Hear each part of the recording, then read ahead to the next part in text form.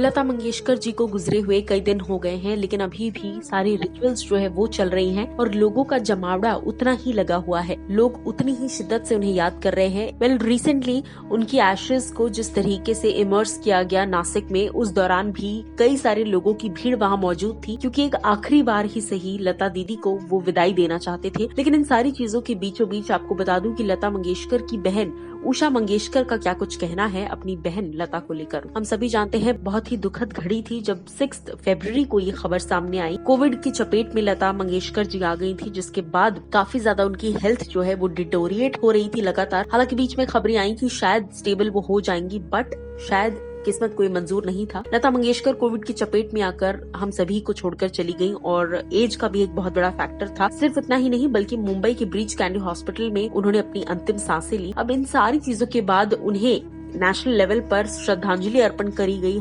Prime minister Narendra Modi से लेकर हर कोई आया, उन्हें अपनी श्रद्धांजलि अर्पण की। बॉलीवुड पूरा सामने आया। लेकिन इन सारी चीजों के बीच कहीं ना कहीं फैमिली जो है वो जितना प्राउड अपनी बहन पर फील कर रही थी, उतना ही ज्यादा मिस भी उन्हें कर रही थी।